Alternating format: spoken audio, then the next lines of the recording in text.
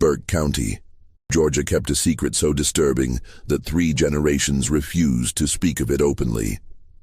Between March 1838 and September 1839, 17 people died under mysterious circumstances at Willow Bend Plantation, and not a single death certificate listed the true cause. Local physicians burned their records. The county clerk erased entire pages from the official register. When investigators from Savannah finally arrived in October 1839, they found a community united in silence, protecting something far worse than any crime they could imagine. What they discovered in a sealed root cellar beneath the main house would challenge everything the antebellum South claimed about civilization, medicine, and the lengths one woman would go to protect a lie that could destroy an entire family legacy.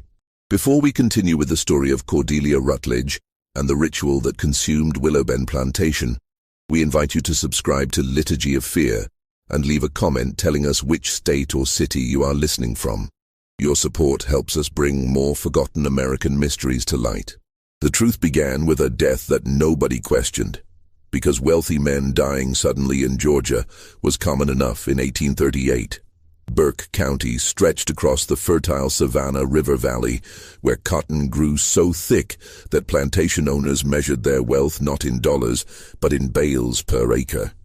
By 1838, the county had become one of Georgia's wealthiest regions, with over 60 major plantations producing cotton that fed the mills of Manchester and Liverpool. The town of Waynesboro served as the county seat, a prosperous community of 3,000 souls where Episcopal churches stood on every corner and social hierarchy was as rigid as iron. Willow Bend Plantation occupied 1,400 acres of prime bottomland along Turkey Creek, about 7 miles southeast of Waynesboro. The main house rose 3 stories high, built in the federal style with columns that gleamed white against red brick. 42 enslaved people worked the cotton fields, while another 18 served in the house, stables, and workshops. The plantation had belonged to the Rutledge family since 1792, passed down through 3 generations of prosperous planters who prided themselves on their English ancestry and refined manners. Cordelia Vance Rutledge arrived at Willow Bend in 1820 as a bride of 19, married to Thomas Rutledge, then 34 and already a widower. She came from Charleston, daughter of a shipping merchant whose fortunes had declined after the embargo years. The marriage was strategic on both sides. Thomas needed a wife to manage his household and provide heirs, while Cordelia's family needed the security of plantation wealth. She was tall for a woman of her time, standing 5 feet 8 inches, with dark auburn hair and pale grey eyes that servants whispered could see through walls. Over 18 years of marriage, Cordelia bore Thomas 5 children: Margaret in 1821, Thomas Jr. in 1823, Catherine in 1825, Edmund in 1828, and finally Elizabeth in 1831. The Rutledge family occupied a position of considerable influence in Burke County society. Thomas served as a county commissioner and owned shares in the Waynesboro Bank. Cordelia hosted elaborate dinner parties and was known for her French cooking and precisely managed household. Neighbors considered her cold but capable, a woman who ran Willow Bend with the efficiency of a military quartermaster. But those who knew her best noticed something else. Cordelia kept extensive journals, writing by candlelight long after the household slept. She read medical texts ordered from Philadelphia and Charleston, unusual for a plantation wife whose education should have focused on household management and music. The plantation's enslaved community whispered about the mistress who walked the fields at dawn, examining workers with the intensity of a livestock appraiser, asking strange questions about their family histories and physical constitutions. Thomas Rutledge appeared to be a typical planter of his era, stern but not exceptionally cruel, focused on profit margins and maintaining social standing. He drank whiskey most evenings, smoked cigars on the veranda, and discussed politics with visiting neighbors. He attended the Presbyterian Church in Waynesboro every Sunday, occupying the Rutledge family pew with his wife and children arranged in order of age. Yet there were irregularities that few outside the family knew about. Thomas kept a separate bedroom from Cordelia after 1832, claiming her nighttime writing disturbed his sleep. He had suffered from recurring digestive complaints for several years, treated by Dr. Silas Pemberton from Waynesboro with calomel and laudanum. The complaints worsened through 1837, though Dr. Pemberton found nothing particularly alarming in his examinations. The enslaved population at Willowbend included 3 men who held unusual positions in the plantation hierarchy. Isaiah Drummond, age 32, worked as the head carpenter and was responsible for maintaining all structures on the property. His father had been a skilled craftsman from Virginia, and Isaiah inherited both the talent and the privileged position that came with essential skills. He was literate, having been taught to read by Thomas's father in the 1810s so he could follow building plans and order supplies. Caleb Tucker, 28, served as the plantation's blacksmith and metal worker. He had been purchased from a failed plantation in South Carolina in 1829, specifically for his smithing skills. Caleb was powerfully built, standing over 6 feet tall, and was known for his quiet intensity and complete focus on his work. Unlike most enslaved workers, he lived in a separate cabin near the forge rather than in the quarters with the field hands. The third man was Josiah Mercer, 26, who worked as Thomas Rutledge's personal body servant and occasionally as a driver supervising field work. Josiah had grown up at Willowbend, born to a house servant named Ruth, who had died of consumption in 1824. Thomas had taken an unusual interest in the boy's education, having him trained in various skills including reading, arithmetic, and the management of other workers. All 3 men shared certain physical characteristics. They were tall, well-built, lighter-skinned than most of the plantation's enslaved population, and possessed skills that elevated them above field labor. All 3 had been granted small privileges, such as keeping a portion of money earned from hiring out their skills to neighboring plantations. And all 3 bore the same peculiar birthmark, a crescent-shaped discoloration on their left shoulder blade, though this detail would not become significant until much later. Life at Willowbend followed the rhythms common to cotton plantations in the Georgia lowlands. Spring planting began in March, the cotton bolls opened in September, and harvest consumed October and November. The enslaved population rose before dawn and worked until darkness, with brief breaks for meals. Cordelia managed the household staff with exacting precision, maintaining inventories of every sheet, spoon, and candle. She personally supervised the kitchen, the dairy, the smokehouse, and the weaving house where cloth was produced for the plantation's use. Thomas spent his days riding the fields, meeting with his overseer, and handling the business correspondence that connected Willowbend to cotton factors in Savannah. He traveled to Waynesboro twice a week for business meetings and social engagements. In the evenings, the family gathered for supper in the formal dining room, where Cordelia enforced strict rules about conversation, posture, and etiquette. But beneath this surface of plantation normalcy, something else was growing. Cordelia's journals from 1836 and 1837, later discovered and partially destroyed, contained increasingly strange observations about bloodlines, inheritance, and what she called the persistence of traits across generations. She had been corresponding with someone in Charleston, letters that arrived in plain envelopes without return addresses. She had also been purchasing unusual medical supplies through a connection in Augusta, including mercury compounds, arsenic preparations, and equipment for what she described in her accounts as hydrotherapeutic treatments. The winter of 1837 to 1838 was particularly harsh in Burke County. Temperatures dropped below freezing for days at a stretch, unusual for the Georgia lowlands. The Savannah River froze at its edges. Enslaved people huddled in their cabins, burning whatever fuel they could gather. In the main house, fireplaces roared constantly, and the family wore layers of wool even indoors. Thomas's health declined sharply that winter. His digestive complaints became severe cramping. He lost weight rapidly, his face taking on a gray, waxy appearance. Dr. Pemberton visited weekly, prescribing various remedies that seemed to provide no relief. Cordelia personally prepared all of Thomas's meals, bringing trays to his bedroom and feeding him broths and tonics of her own making. On the morning of March 3rd, 1838, Thomas Rutledge was found dead in his bed by Josiah Mercer, who had arrived to help the master dress for the day. Thomas was 52 years old. Dr. Pemberton, summoned immediately, examined the body and declared the cause of death to be acute gastric fever with complications of the liver. He noted that Thomas had been declining for months, and that such deaths were regrettably common among men of his age and habits. Cordelia received the news with remarkable composure. She did not weep or cry out. Instead, she immediately began organizing the funeral arrangements with methodical precision. She selected Thomas's burial clothes, drafted the death notice for the Waynesboro newspaper, and sent word to relatives in Charleston and Savannah. She ordered the plantation's enslaved workers to drape the main house in black crepe and prepare the parlor for the viewing. Thomas Rutledge was buried 3 days later in the family cemetery at Willow Bend, a small plot surrounded by an iron fence where his parents and his first wife already rested. The funeral was attended by most of Burke County's prominent families. Reverend Nathaniel Colfax from the Presbyterian Church delivered a sermon about earthly rewards and heavenly rest.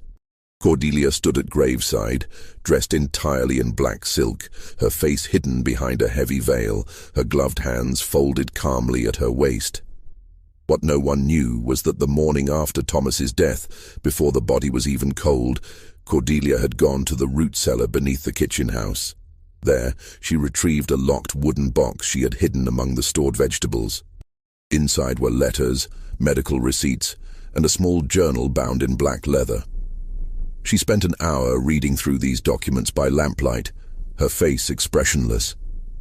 Then she returned them to the box and hid it in a new location, beneath a loose floorboard in her bedroom closet.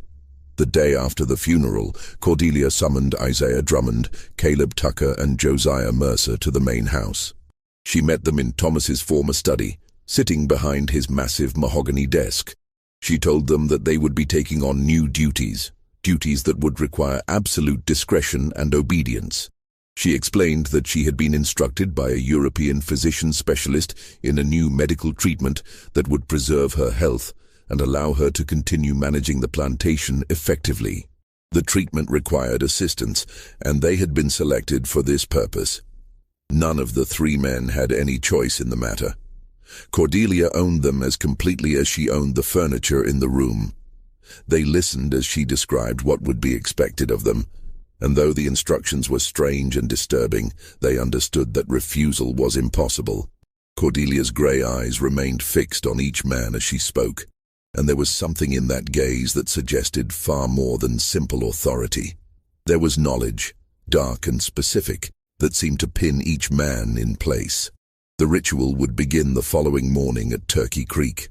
Turkey Creek wound through the southern portion of Willow Bend Plantation, a clear stream about 20 feet wide that flowed year-round, even in drought.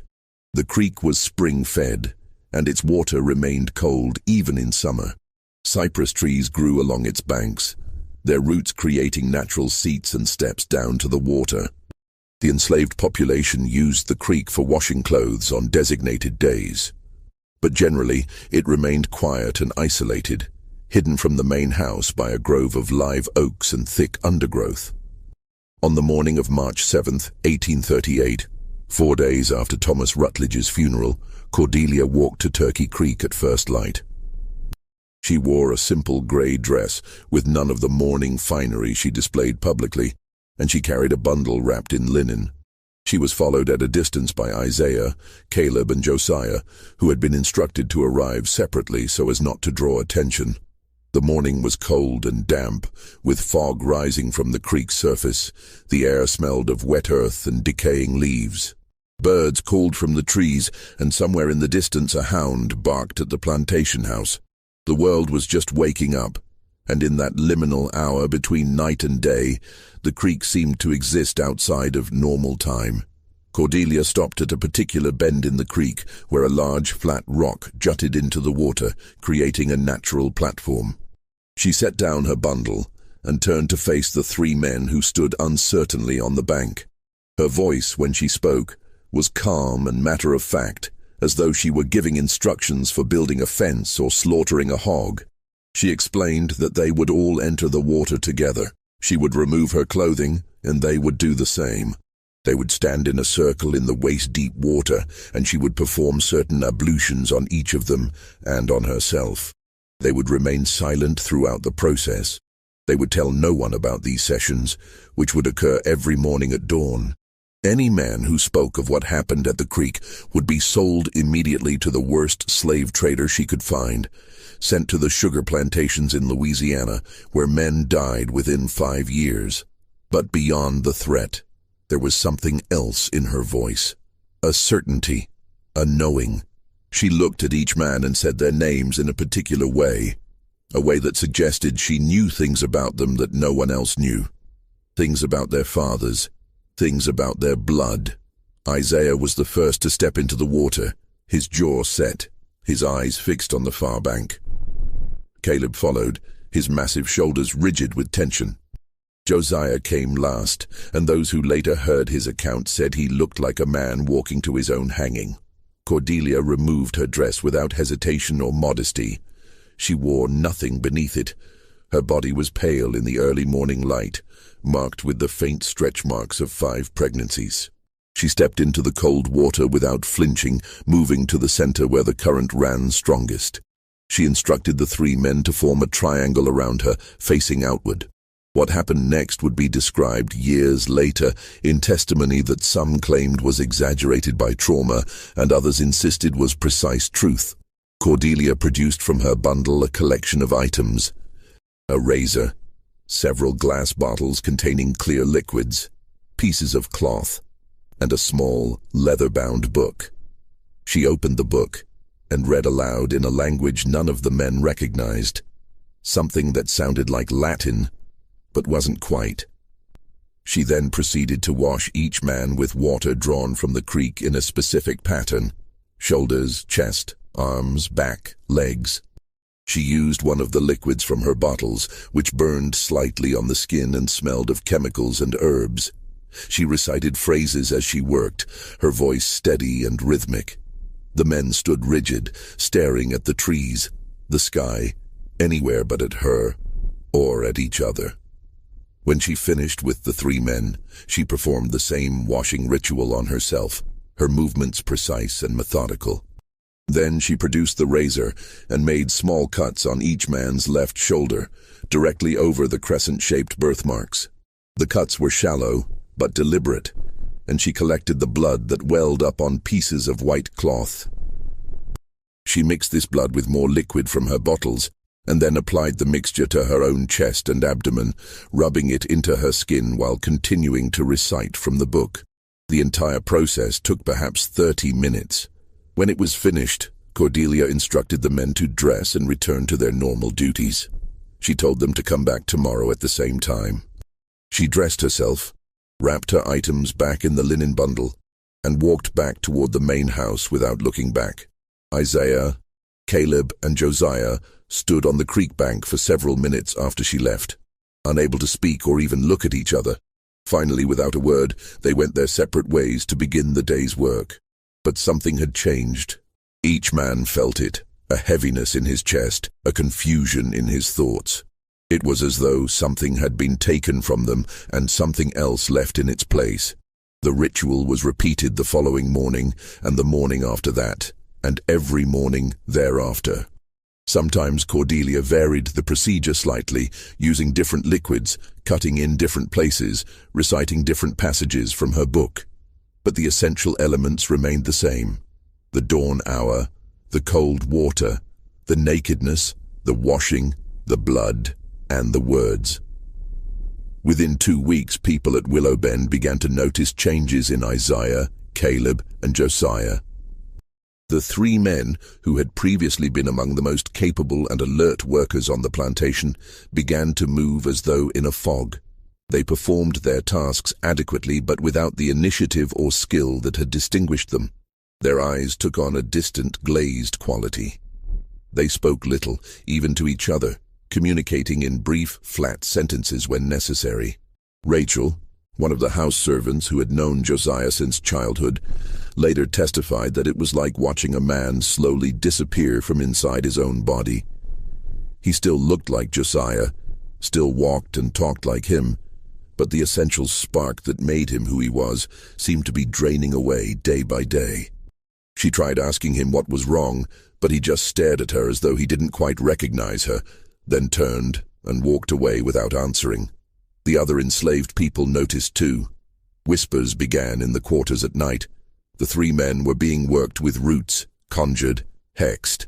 Mistress Cordelia had learned dark magic from somewhere, perhaps from New Orleans where such things were known.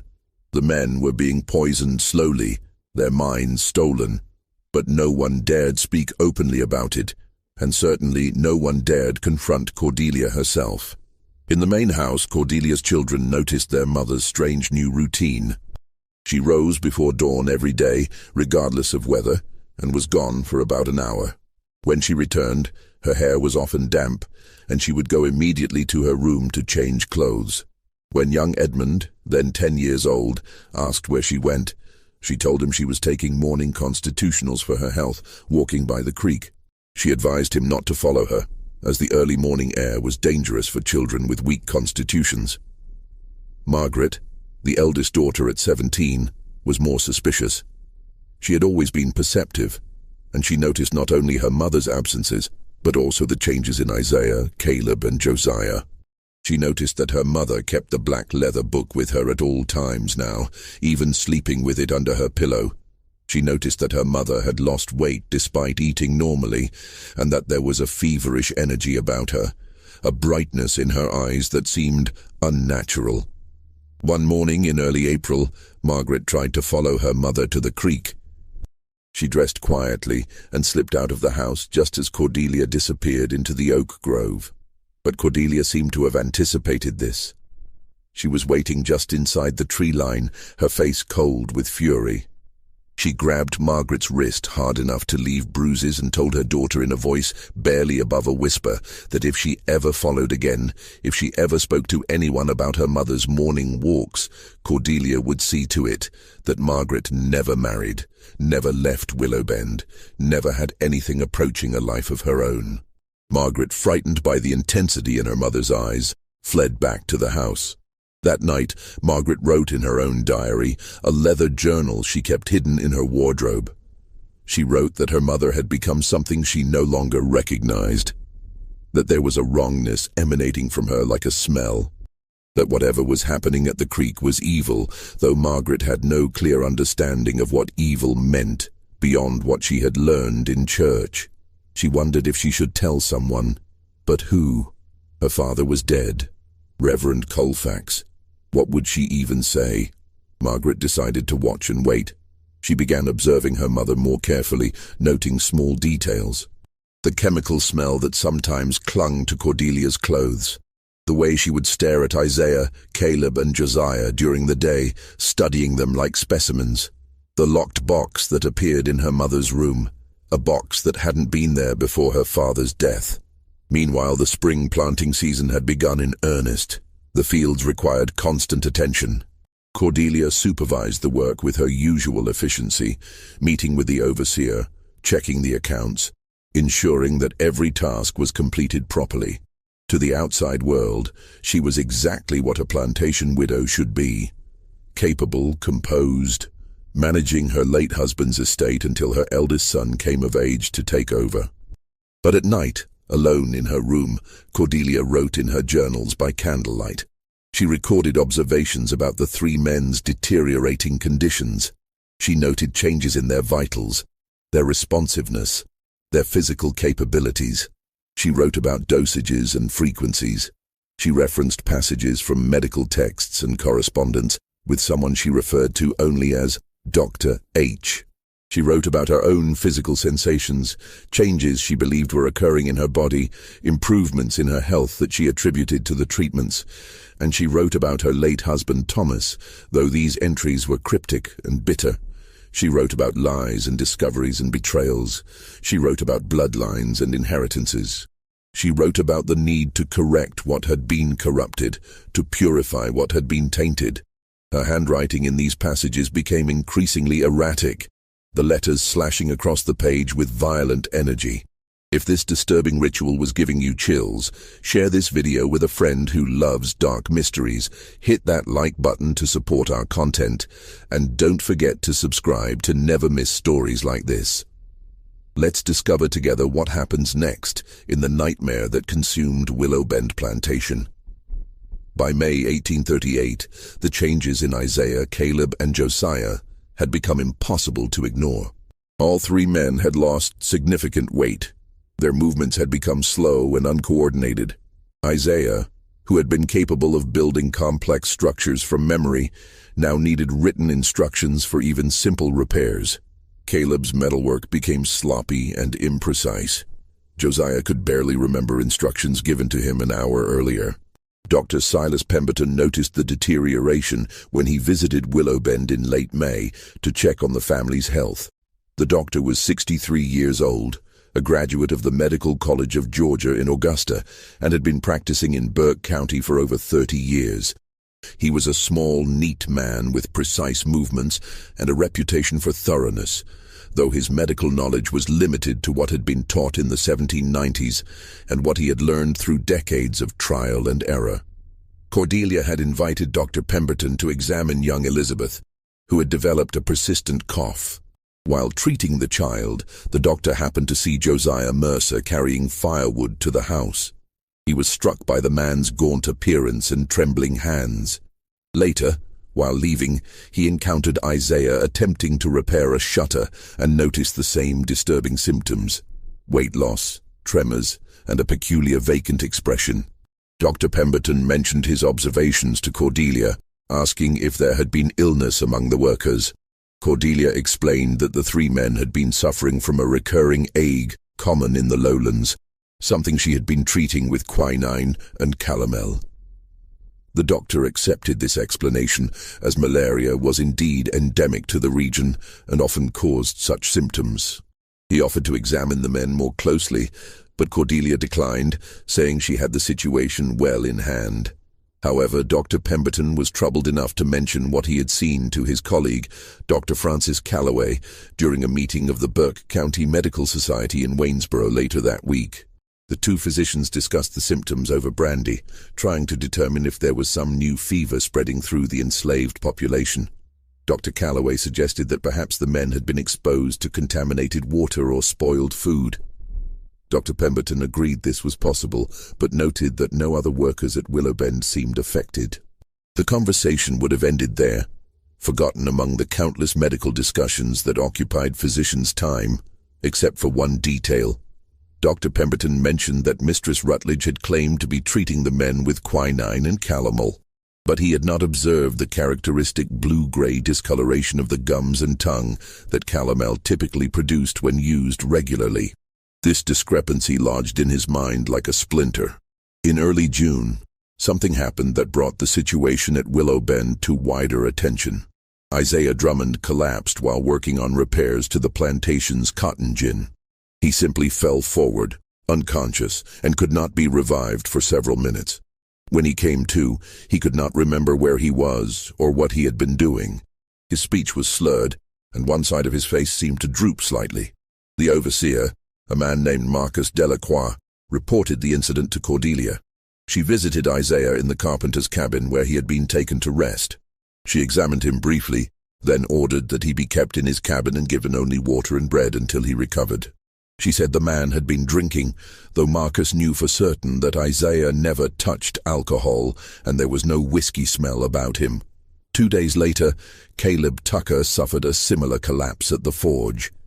He had been working iron when his legs simply gave out beneath him. Other workers found him lying on the ground, semi-conscious, muttering incoherently. Like Isaiah, he recovered slowly and could not explain what had happened. Cordelia's response was the same: isolation and minimal food. The enslaved community was now deeply frightened. Two of their strongest men who had never been sick a day in their lives, were wasting away before their eyes. The whispers became more insistent. Mistress Cordelia was killing them slowly. She was feeding them poison or working roots on them. Some remembered old stories from Africa and the Caribbean about people who could steal souls, who could turn strong men into hollow shells. An elderly woman named Dinah, who had been brought from the Congo decades earlier and was respected for her knowledge of herbs and healing, approached Josiah Mercer one evening in mid-June. She begged him to tell her what was being done to him and the others. Josiah stared at her with those empty eyes and said nothing. Dinah tried pressing a protective charm into his hand, a small bag of roots and stones, but Josiah let it fall to the ground and walked away. Dinah went to the overseer Marcus Delacroix, a rare step for an enslaved person to take, as it risked severe punishment. She told him that the mistress was doing something evil to the three men, that she was draining their life force at the creek every morning. Marcus dismissed her claims as superstitious nonsense and threatened to have her whipped if she spread such wild stories. But privately, Marcus was beginning to have his own doubts about what was happening at Willowbend. Marcus Delacroix was 35 years old, born in Louisiana to French-speaking parents, and had worked as an overseer on various plantations throughout Georgia and South Carolina. He was not a kind man. His profession did not allow for kindness, but he was observant and practical. He knew that plantations operated on routine and order, and what was happening at Willowbend was disruptive to both. He had noticed Cordelia's dawn absences. He had noticed the three men's deterioration. He had also noticed that the mistress seemed to be thriving in a way that was unusual for a recent widow. She had more energy, seemed younger somehow, moved with a vitality that contradicted her 43 years. It was as though whatever was draining from the three men was flowing into her. Marcus began making his own observations. He started rising early, positioning himself where he could see the path to Turkey Creek.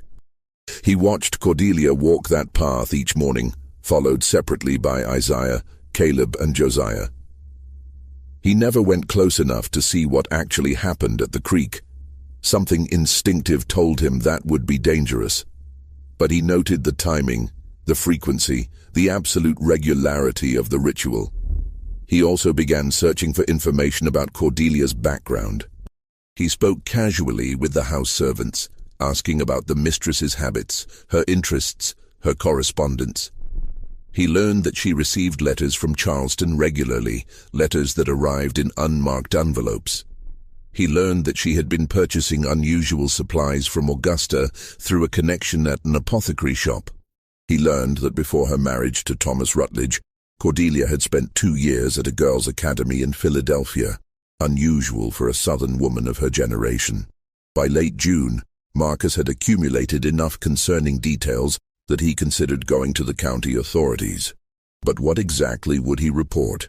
That a plantation mistress was taking morning walks with 3 of her slaves, that those slaves had developed mysterious health problems, that the enslaved community believed in root work. None of this amounted to any crime that the authorities would care about. Enslaved people died of fevers and mysterious ailments all the time. As long as the plantation remained productive and no white people were threatened, the law had no interest in what happened to black workers. What Marcus did not know was that someone else was also investigating Cordelia's activities, someone with far more resources and far more dangerous intentions. In Charleston, a man named Victor Kensington had been waiting for over a year to hear from Cordelia Rutledge. Kensington was 52 years old, a physician who had been stripped of his medical license in Pennsylvania in 1829 after being accused of conducting unauthorized experiments on patients at the Philadelphia Hospital for the Insane.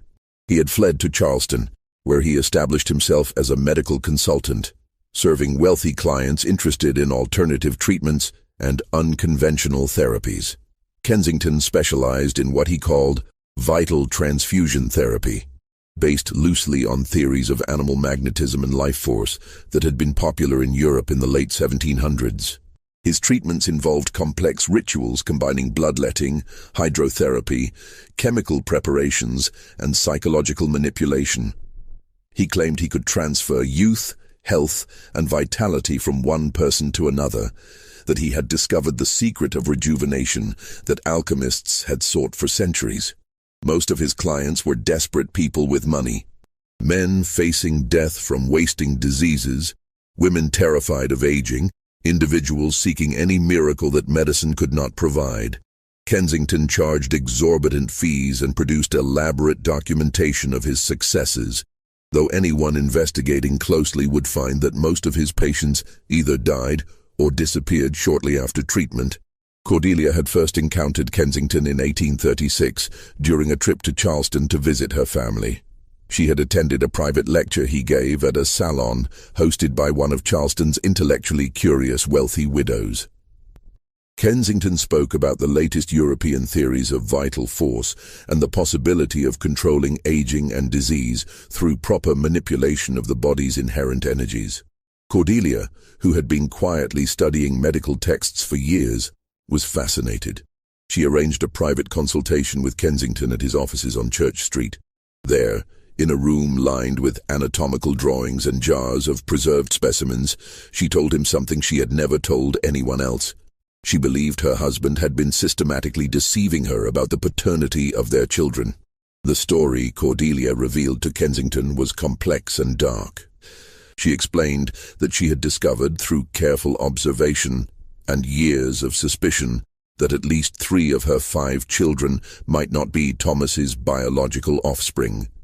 She believed Thomas had been sterile or near sterile, the result of a venereal disease he had contracted in his youth. Rather than admit this shameful secret, Thomas had arranged for other men to impregnate Cordelia without her knowledge or consent. Cordelia claimed that Thomas had been drugging her periodically during their marriage, using laudanum and other substances to make her compliant and confused. During these episodes, other men had been brought to her bed. She believed Thomas had selected enslaved men from the plantation, men who resembled him enough that any children produced would be assumed to be his. This would allow Thomas to maintain the fiction of his virility and ensure the Rutledge line continued. She had no definite proof, Cordelia admitted, but the evidence was persuasive. Her first child, Margaret, looked nothing like Thomas, and bore a striking resemblance to certain physical features she had observed in the enslaved population at Willow Bend. Her second son, Thomas Jr., was darker complexioned than either parent, with hair texture that suggested mixed ancestry. She had noticed the same crescent-shaped birthmark on 3 of her children that she later observed on Isaiah, Caleb, and Josiah, 3 men who had all been born at Willow Bend in the years just before her own children. Whether Cordelia's theory was true or a delusion born of years of unhappy marriage and isolation is impossible to determine with certainty. But she believed it absolutely, and that belief had transformed into an obsession that consumed her completely.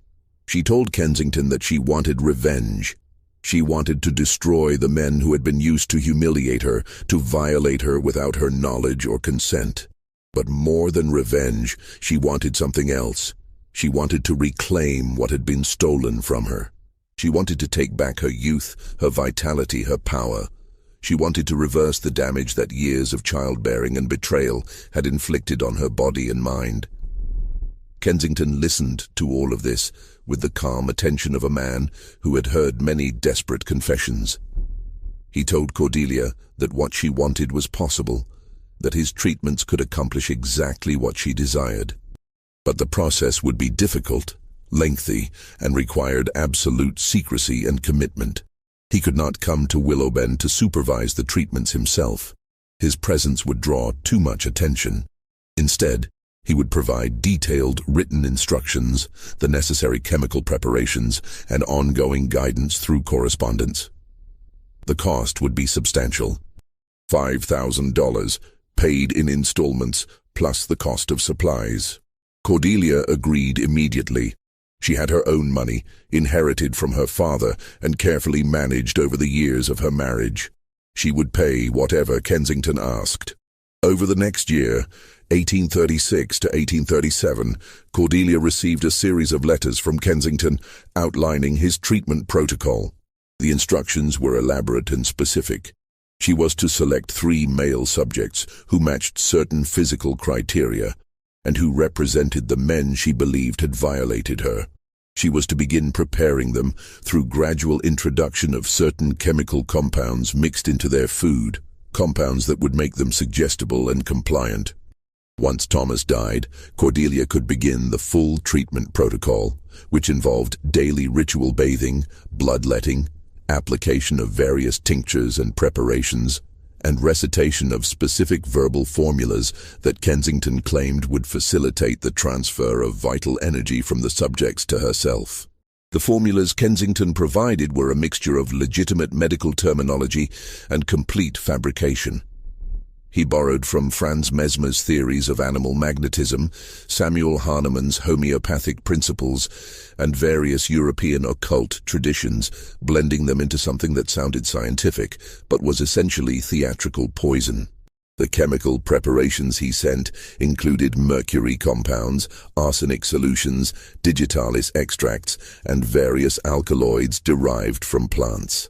These substances, administered in carefully calibrated doses, would gradually destroy the subject's nervous systems while creating the illusion of vital force being drained away.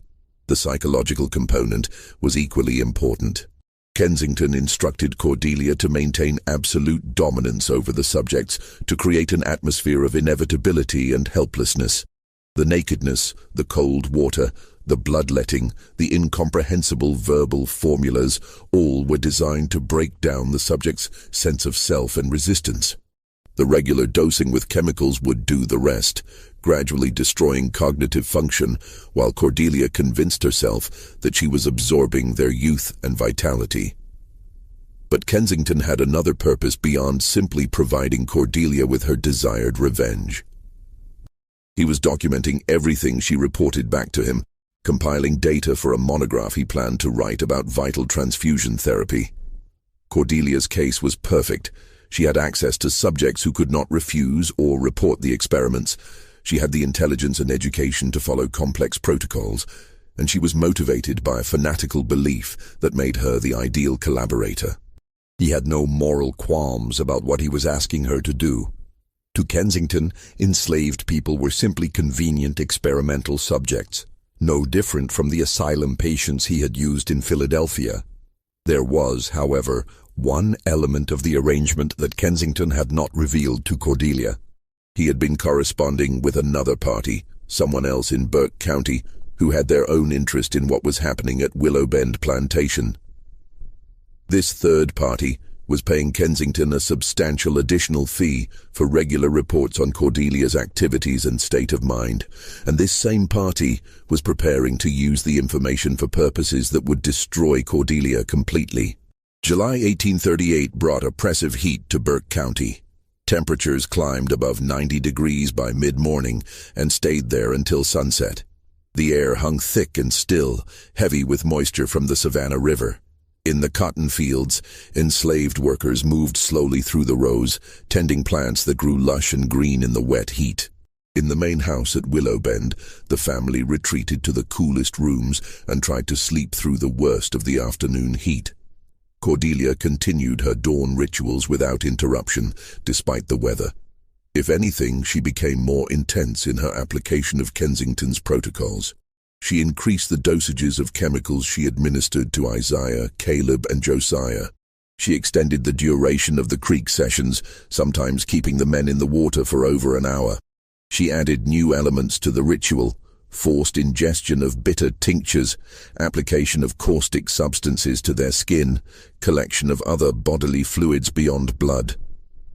The 3 men were dying. Anyone with eyes could see it. Their skin had taken on a yellow, waxy appearance. They moved like ghosts, barely present in their own bodies. Isaiah could no longer work at all and spent his days sitting motionless in his cabin. Caleb collapsed twice more at the forge, before Cordelia ordered him confined to quarters. Josiah alone continued to function at some minimal level, moving through his duties like an automaton, his eyes completely empty.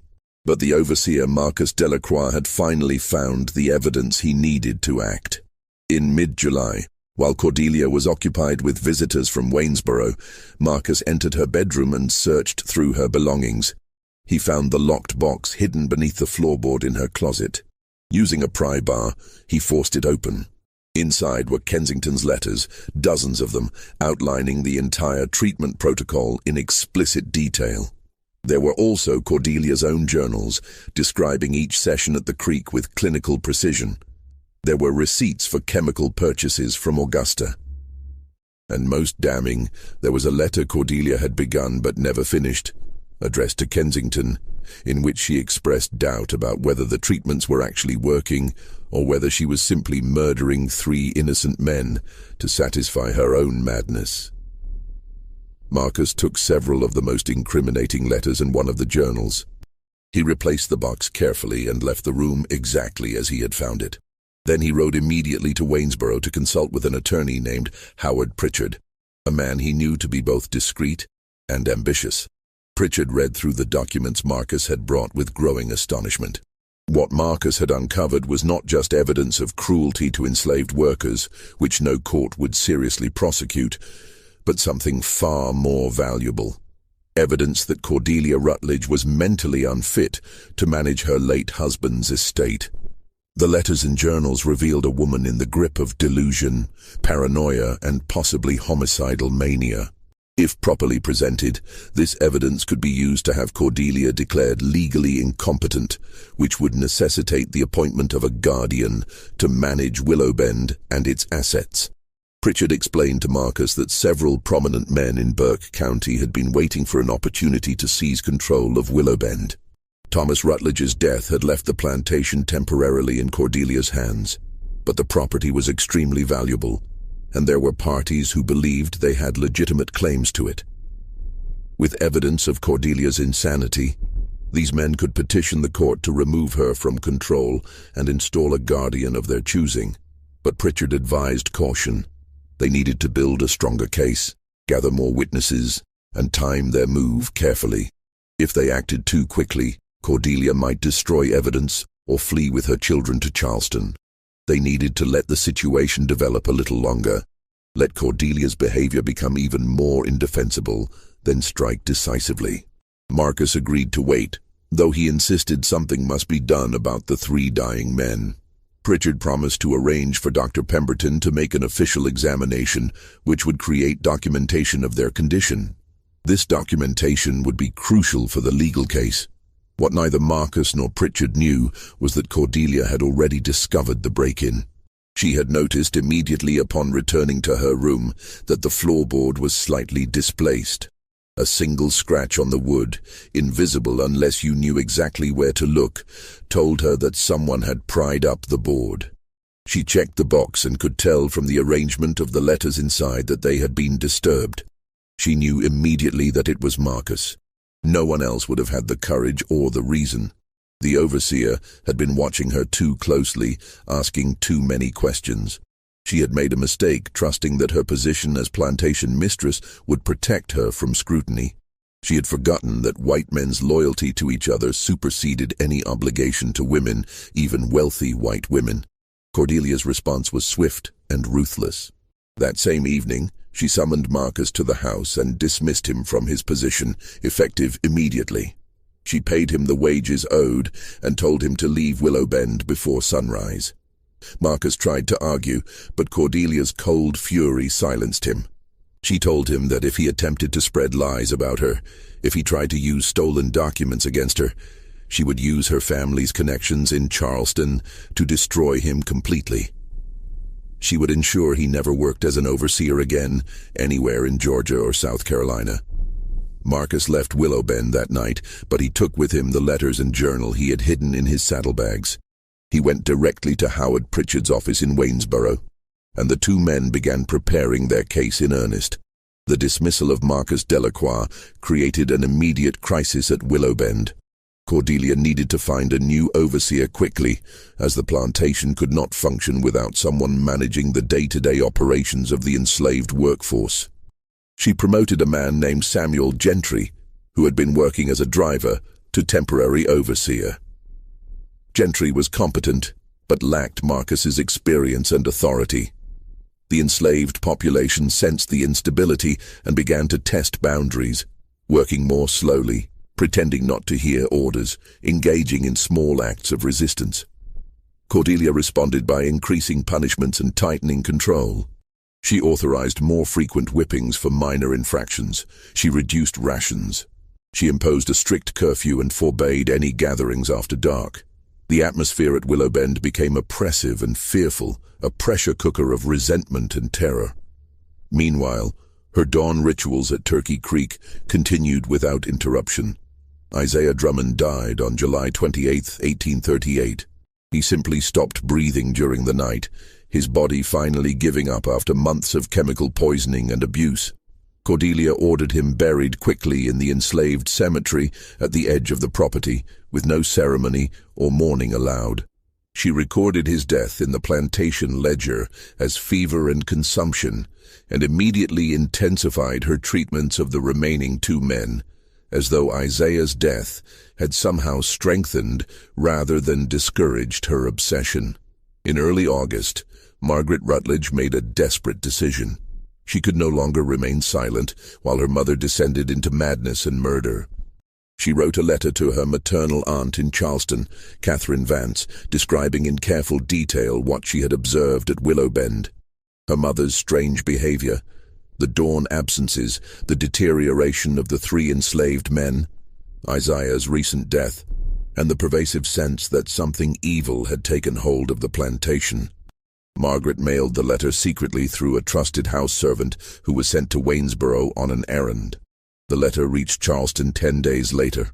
Catherine Vance, a widow herself and a woman of considerable social standing, was horrified by what she read.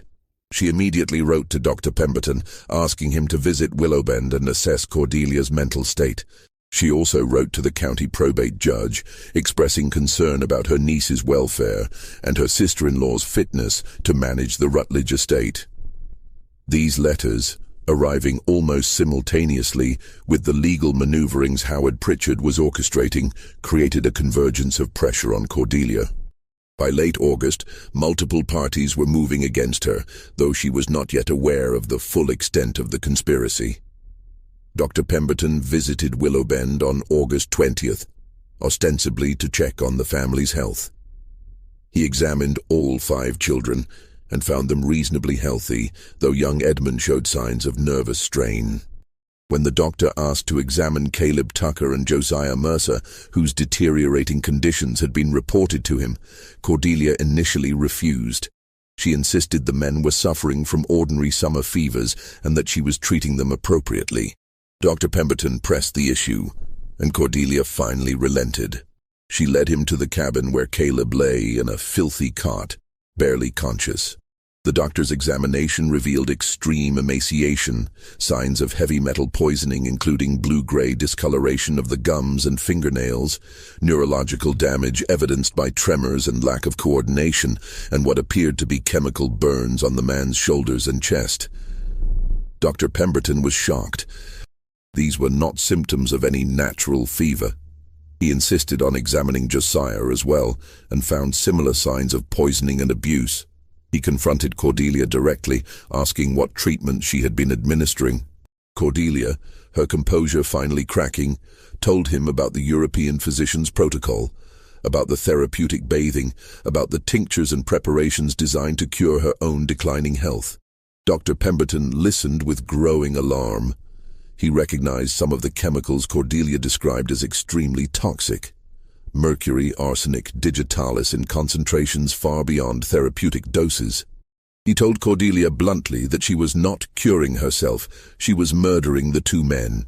He said he would be reporting his findings to the county authorities and that she needed to stop the treatments immediately. Cordelia's response was chilling in its calm rationality. She told Dr. Pemberton that he had no authority over what she did with her own property. The 3 men had been selected for a specific purpose, a purpose the doctor could not possibly understand. They had violated her in ways that transcended physical assault. They had participated, knowingly or not, in her husband's scheme to humiliate and degrade her. They deserved what was happening to them, and besides, the treatments were working. She felt stronger, younger, more vital than she had in years. The transfer was real. Dr. Pemberton left Willowbend deeply disturbed. He wrote directly to Waynesboro and filed a formal report with both the county sheriff and the probate court. His testimony, combined with the documents Marcus Delacroix had provided to Howard Pritchard, created an overwhelming case against Cordelia. On September 3, 1838, Sheriff Benjamin Talmadge arrived at Willowbend with a court order. Cordelia Rutledge was to submit to examination by a panel of physicians to determine her mental competence. Pending the results of this examination, a temporary guardian would be appointed to manage the plantation and supervise her children. Cordelia was not under arrest, but she was effectively stripped of all authority. The examination took place 3 days later at the courthouse in Waynesboro. 3 physicians, including Dr. Pemberton, questioned Cordelia for over 4 hours. They asked about her beliefs regarding her husband's alleged conspiracy, her understanding of medical science, her reasoning behind the treatments she had administered. They examined her physically and mentally, looking for signs of hysteria, mania, or delusional thinking. Cordelia, realizing that everything she had worked toward was collapsing, tried to present herself as rational and composed. But when the physicians pressed her on specific details, her underlying obsession became impossible to hide. She insisted that her theory about Thomas's deception was based on careful observation and logic. She defended Kensington's protocols as scientifically sound. She argued that the improvement in her own health proved the treatments were effective. She showed no remorse for Isaiah's death or concern for the suffering of Caleb and Josiah. The panel's conclusion was unanimous. Cordelia Rutledge was suffering from severe delusional disorder and was mentally incompetent to manage her affairs or care for her children. They recommended immediate intervention and long-term supervision. The court appointed Margaret's aunt, Catherine Vance from Charleston, as temporary guardian of the Rutledge children and estate. Catherine arrived at Willowbend in mid-September with her own household staff and immediately took control. She moved Cordelia to a locked bedroom in the main house, essentially making her a prisoner in her own home. She ordered the dawn rituals at Turkey Creek stopped permanently. She arranged for proper medical care for Caleb and Josiah, though Dr. Pemberton warned that the damage done to their bodies was likely irreversible. Cordelia accepted her confinement with eerie calm.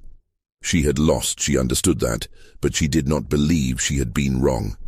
In her mind, the conspiracy against her had simply been more powerful than her ability to resist it. Thomas had won, even from the grave, by ensuring that people would think her mad, rather than believe the truth of what he had done to her. Catherine Vance began the process of investigating what had actually happened at Willowbend. She hired investigators to track down Victor Kensington in Charleston. They found his offices abandoned, his landlord reporting that he had left the city suddenly in early September, owing several months' rent. His personal effects had been removed, but investigators found hidden documents that revealed the full scope of his fraudulent medical practice and his correspondence with Cordelia. More disturbing was the discovery of letters between Kensington and Howard Pritchard, the attorney who had worked with Marcus Delacroix. These letters revealed that Pritchard had been Kensington's other client, the third party who had been paying for reports on Cordelia's activities.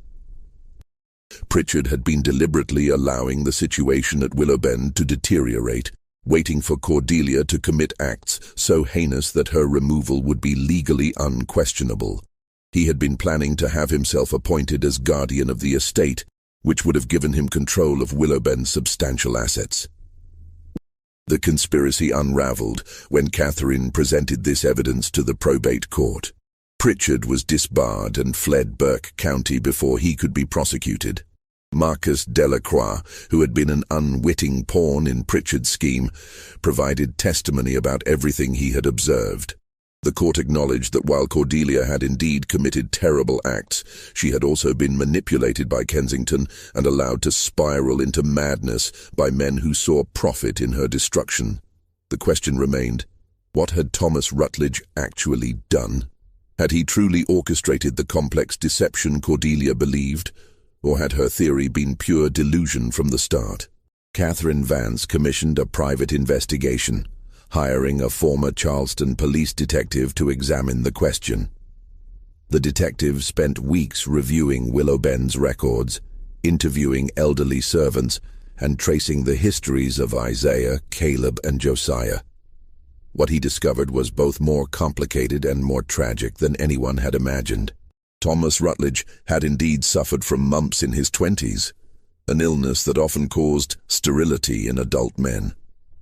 Medical records from his first marriage showed that his first wife had never conceived during 8 years of marriage, unusual for a couple with no apparent fertility issues on the wife's side. But Thomas had not drugged Cordelia or arranged for enslaved men to impregnate her against her will. Instead, he had done something far more calculating and cruel. He had deliberately fathered children with enslaved women before his marriage to Cordelia, children he kept at Willowbend and raised as valuable skilled workers. When Cordelia failed to conceive during the first 2 years of their marriage, Thomas had begun a campaign of psychological manipulation, suggesting that perhaps the problem was with her, that perhaps she was barren, that perhaps God was punishing her for some sin. Then, when Cordelia did conceive, after Thomas had started giving her fertility tonics that were actually just harmless herbs, he encouraged her to believe the children were miracles, proof of divine intervention. But Cordelia, perceptive and intelligent, had noticed the physical resemblances between her children and certain enslaved workers. She had drawn conclusions that were partially correct. Her children did share bloodlines with Isaiah, Caleb, and Josiah, but not because those men had been brought to her bed, because those 3 men were Thomas's children, her children's half-brothers, making her own offspring products of Thomas's earlier relationships with enslaved women. Thomas had kept his mixed-race children at Willowbend, given them elevated positions, taught them skills, and even provided small privileges, all while maintaining the fiction that they were simply talented workers. He had created a complex web of secrets and lies, never intending for Cordelia to learn the truth. He had assumed his secrets would die with him. But Cordelia, through years of observation and suspicion, had pieced together a version of the truth that was close enough to reality to drive her to madness. She had been correct that her children shared blood with the 3 men. She had been correct that Thomas had deceived her about the fundamental nature of their family. But she had constructed the mechanism of that deception in a way that transformed her from victim into perpetrator, from wronged wife into murderer. Caleb Tucker died on September 24, 1838. His body finally succumbing to the accumulated poison Cordelia had administered over 6 months. Josiah Mercer survived, but remained in a state of permanent cognitive impairment, unable to work or care for himself. He lived another 8 years at Willowbend, cared for by other enslaved workers, a living ghost of what he had been. Cordelia Rutledge was never prosecuted for murder. Under Georgia law in 1838, the killing of enslaved people by their owners was not legally considered murder, though it could be prosecuted as malicious destruction of property. Catherine Vance, horrified by the entire situation and wanting to protect the Rutledge children from further scandal, arranged for the matter to be handled quietly. In November 1838, Cordelia was committed to the Georgia Lunatic Asylum in Milledgeville. She lived there for 14 years, dying of pneumonia in 1852 at age 57. Hospital records describe her as a quiet patient who spent her days writing in journals that the staff regularly confiscated and destroyed.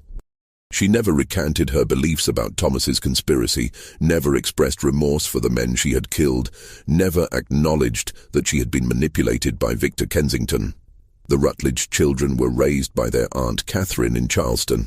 Margaret married a physician from Philadelphia in 1842 and never returned to Georgia.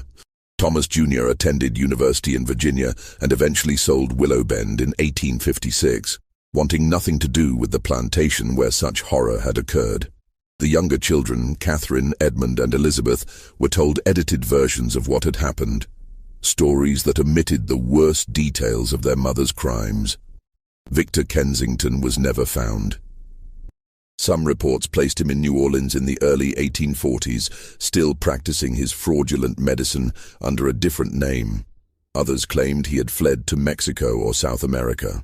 He left behind dozens of victims across the American South, people he had exploited with false promises of rejuvenation and vitality transfer. By 1850, his name had disappeared from all medical directories and city records, as if he had never existed at all. The truth about Thomas Rutledge's secret children was never made public during the lifetime of anyone involved. The children he had fathered with enslaved women, except for the 3 Cordelia had murdered, were sold away from Willowbend after Catherine Vance took control of the estate. Their descendants, scattered across Georgia and beyond, never knew their connection to the prominent Rutledge family. Willowbend Plantation continued to operate under various owners until the Civil War. The main house was burned by Sherman's troops in 1864 during the March to the Sea. After the war, the property was subdivided and sold to former Confederate soldiers trying to rebuild their lives. By 1880, the original plantation had been broken into 6 separate farms, and the name Willowbend had been largely forgotten except by the oldest residents of Burke County. Turkey Creek still flows through what was once the Rutledge property, clear and cold, but the banks where Cordelia conducted her rituals became overgrown and avoided by local people. In the 1870s and 1880s, freedmen living in the area refused to fish or wash clothes in that particular bend of the creek. They told their children that the water there was cursed, that it had tasted blood and would never run clean again. By the 1890s, even white farmers avoided the spot, though they could not say exactly why, except that it felt wrong, that the air seemed heavier there, that birds did not sing in the cypress trees along that stretch of water. In 1891, a farmer ploughing land that had once been part of Willowbend's fields unearthed a wooden box buried about 3 feet deep. Inside were glass bottles with residues of strange chemicals, rusted medical instruments, and water-damaged papers covered in handwriting that had faded to illegibility. The farmer, unsettled by the discovery, reburied the box and never spoke of it to anyone except his wife. When he died in 1903, she burned his diary, which contained a description of the find, saying only that some secrets were meant to stay buried. The most chilling remnant of the Cordelia Rutledge case surfaced in 1899, when a Charleston attorney named Robert Dunmore was settling the estate of an elderly widow named Catherine Vance, who had died at age 94. Among her personal effects, carefully preserved in a locked trunk, was a collection of letters and documents related to her sister-in-law's crimes at Willowbend 60 years earlier. One letter in particular stood out, written by Cordelia to Margaret in 1846 from the asylum in Milledgeville. Dunmore read the letter only once before deciding it should never be made public. He described its contents years later to a colleague, saying, "The woman wrote with such clarity about her own madness, such understanding of what she had done and why, that reading her words was like looking into an abyss. She knew she had murdered innocent men. She knew the physician who advised her was a fraud. She knew her theory about her husband's conspiracy was built on fragments of truth, twisted by paranoia into something monstrous. But even knowing all of this, even after years of confinement and reflection, she could not say she would have acted differently. That was the most disturbing thing, not that she was mad, but that she understood her madness and embraced it anyway." Dunmore burned Cordelia's letter along with most of the other documents from Catherine Vance's trunk. He kept only a few items: receipts from the asylum showing payments for Cordelia's care, a brief account Margaret had written in 1840 describing her mother's final lucid conversation before being committed, and a single page from one of Cordelia's journals, dated March 10, 1838, 1 week after Thomas's death and 3 days into the Creek rituals. The journal entry, which Dunmore preserved because he believed it was historically significant despite being deeply disturbing, read, "I have begun the treatments Dr. H. prescribed." The 3 subjects responded as expected to the initial procedures. "I felt nothing during the first session, no transfer of vitality, no sensation of renewal. But today, the 3rd day, I felt something. Perhaps it was only the cold water shocking my body to wakefulness. Perhaps it was the satisfaction of finally taking action after years of helpless rage. Or perhaps the treatments do work, and what I felt was the beginning of the restoration Dr. H promised. I cannot yet be certain. But I know this: I will continue. I have gone too far to stop now, even if doubt whispers that I am simply murdering 3 men to feed a delusion. The doubt itself must be crushed. Faith in the treatment is part of the treatment. I must believe. This single page remained in the Dunmore family archives until 1947, when the attorney's grandson donated it to the Georgia Historical Society, along with a brief explanatory note. The society catalogued it, but did not display it or make it available to researchers, judging the content too disturbing and the provenance too questionable. It remains in their restricted collection to this day, available only to scholars who can demonstrate legitimate academic purpose. In Burke County, the story of Cordelia Rutledge and the rituals at Turkey Creek became a cautionary tale whispered among the elderly, a story about the dangers of grief and obsession, about the evil that could flourish in a society built on slavery and absolute power. But with each retelling, details were altered or forgotten. By the 1920s, most people who heard the story assumed it was pure legend, a ghost story invented to frighten children away from dangerous water. The last person who remembered the events firsthand was a woman named Sarah Drummond, born in 1835, who had been Isaiah Drummond's niece. She lived to the remarkable age of 106, dying in 1941. In her final years, living with her great-granddaughter in Augusta, she would sometimes speak of her uncle Isaiah, the carpenter who had been murdered by the mistress at Willow Bend.